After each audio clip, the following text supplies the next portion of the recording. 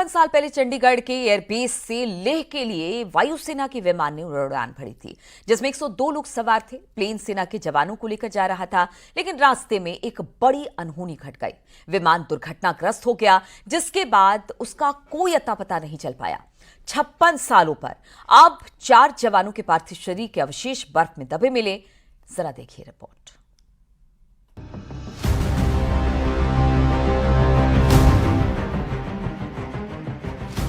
सात फरवरी 1968 का दिन, जब चंडीगढ़ एयरबेस से वायुसेना के प्लेन ने उड़ान भरी थी। विमान में सेना के जवानों समेत 102 लोग सवार थे, लेकिन रास्ते में कुछ ऐसा हुआ जिसने पूरे देश को झकझोर कर रख दिया। वायुसेना का प्लेन खराब मौसम के बीच फंस गया। AN-12 विमान लाहौल स्पीति की चंद्रभागा रेंज में था। इसके बाद से प्लेन के साथ कोई संपर्क नहीं हो पाया। प्लेन तय समय से लेह भी नहीं पहुंच पाया। समय बीतता जा रहा था और उम्मीद की किरण धूमिल होती जा रही थी। खबर आई कि AN-12 विमान खराब मौसम के कारण दुर्घटनाग्रस्त हो गया था। जवानों के शव हजारों फीट ऊंची चोटियों में बर्फ के नीचे दफन हो चुके थे।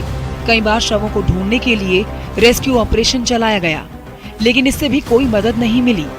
अब तक चलाए गए रेस्क्यू अभियान में 5 शव बरामद किए जा चुके थे, लेकिन इसी बीच एक और बड़ी खबर आ गई। सितंबर के महीने में सेना की तरफ से छेड़े गए अभियान में 4 जवानों के पार्थिव शरीर के अवशेष बरामद किए गए थे। जिन 4 जवानों के अवशेष मिले हैं, उनमें सहारनपुर के रहने वाले मलखान सिंह, सिपाही नारायण सिंह जो चमोली के रहने वाले थे, हरियाणा के रेवाड़ी के रहने वाले सिपाही मुंशी राम, तो वहीं थॉमस चेरियन केरल के कोल्लम के रहने वाले थे। इन सभी के अवशेष मिल चुके थे।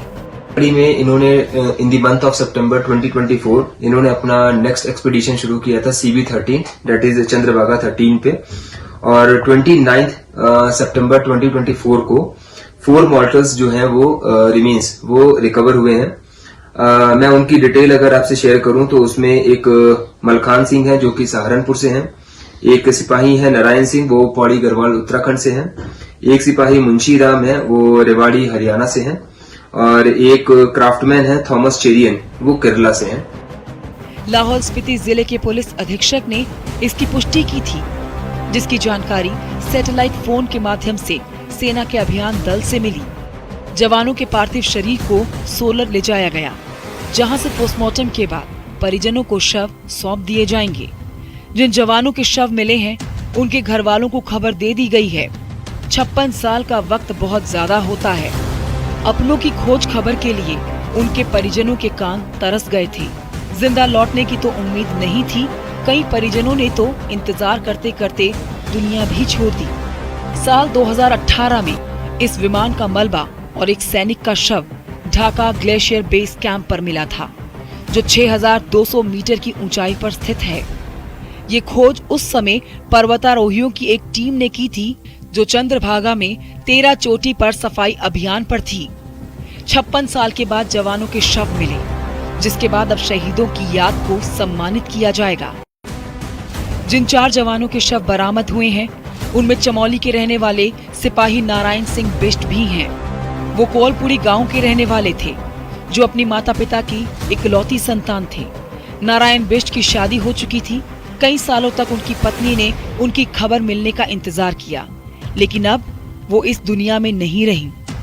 अब उनके परिजनों को नारायण सिंह बिष्ट का पार्थिव शरीर सौंपा जाएगा, जहां सैन्य सम्मान के साथ उनकी अंत्येष्टि होगी। सहारनपुर के रहने वाले मलखान सिंह का शव भी बरामद हुआ है। 3 अक्टूबर को उनका शव उनके गांव पहुंचेगा।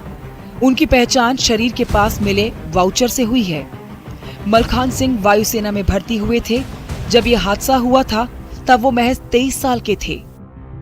उनकी पत्नी और बेटे भी अब इस दुनिया में नहीं रहे। इन 4 शवों में हरियाणा के रेवाड़ी के सिपाही मुंशी राम भी शामिल हैं। वो गुर्जर माजरी गांव के रहने वाले थे। उनके पार्थिव शरीर को जल्द ही गांव में लाया जाएगा। उनके परिवार को सेना की तरफ से सूचना दे दी गई है, जिसका इंतजार अब पूरा गांव कर रहा है। साल 2003 में पर्वतारोहियों ने विमान के मलबे को खोजा था। बाद में सेना, खासकर डोगरा स्काउट्स ने कई अभियान चलाए लाहौल स्पीति की चोटियां, जहां सैकड़ों फीट बर्फ बिछी हुई है, जहां तक नजर जाएगी ऊंचे ऊंचे पहाड़ी आपको नजर आएंगे। खराब मौसम के बीच बर्फीले तूफान का खतरा यहां बना रहता है। ऐसे में यहां अभियान चलाना बहुत ही मुश्किल काम है। अब तो सर्दियां आने वाली हैं और बर्फबारी का दौर भी शुरू हो जाएगा, जिससे बाकी लोगों के अवशेष के मिलने में काफी मुश्किल जरूर आएगी। Bureau report, news 18। मायावती के शैतान वाले बयान पर उत्तर प्रदेश की सियासत में एक बार फिर से घमासान मच गया। मायावती ने जिस अंदाज में कांग्रेस और बीजेपी को निशाने पर लिया, संविधान और जाति का मुद्दा उठाया, अब मामला उससे एक कदम आगे बढ़ चुका है, क्योंकि इस विवाद में अब समाजवादी पार्टी और बीजेपी की एंट्री हो चुकी है। बीजेपी सबका साथ सबके विकास का नारा दे रही है, तो समाजवादी पार्टी मायावती को बीजेपी की बी टीम बता रही है।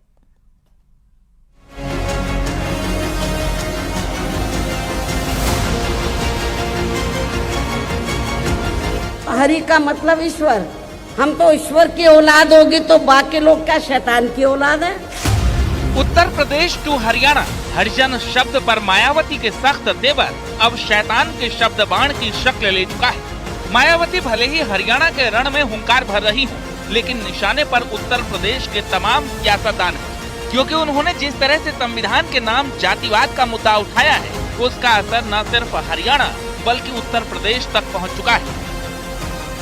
बार बार हरिजन हरिजन इस्तेमाल कर रहे थे, तो मैंने उनको कहा कि एक तरफ तो आप जाति तोड़ने की बात कर रहे हैं और दूसरी तरफ आप हरिजन कह रहे हैं। यदि हम इसको पॉजिटिव सेंस में लें तो हम तो हरि का मतलब ईश्वर, हम तो ईश्वर की औलाद होगी तो बाकी लोग क्या शैतान की औलाद है।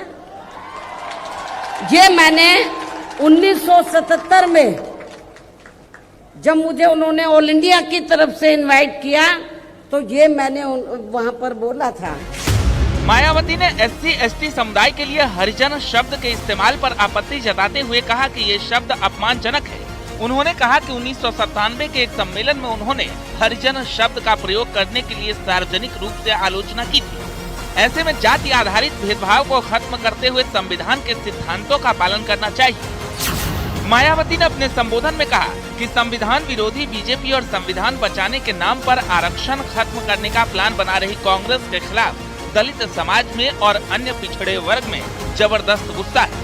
भाजपा कांग्रेस की गलत नीतियों का परिणाम आज हर वर्ग परेशान है। नौकरियों में निजीकरण के माध्यम से आरक्षण को खत्म किया जा रहा है।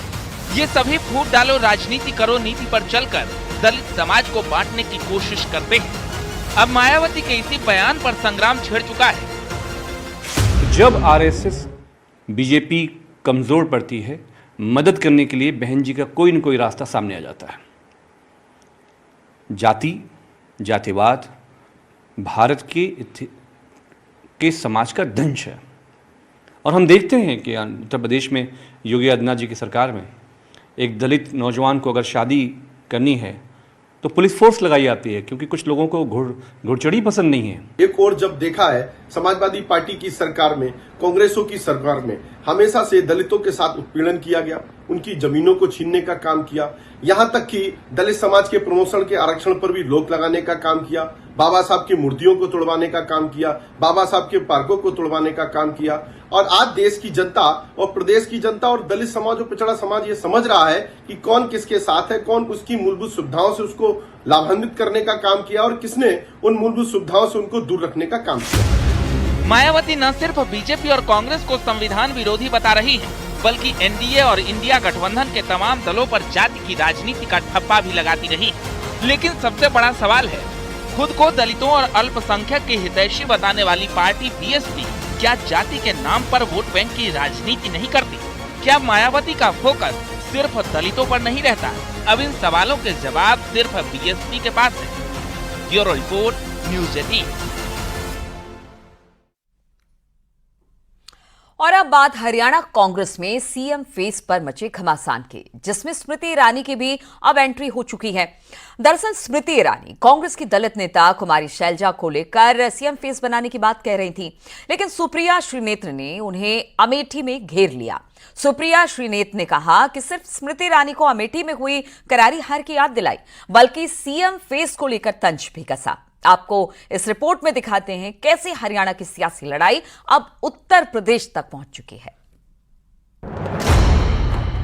समाज को इकट्ठा रखना है।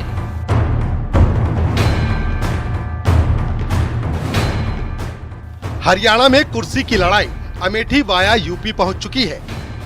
सीएम पद पर सियासी तकरार में अब आर पार की लड़ाई छिड़ चुकी है।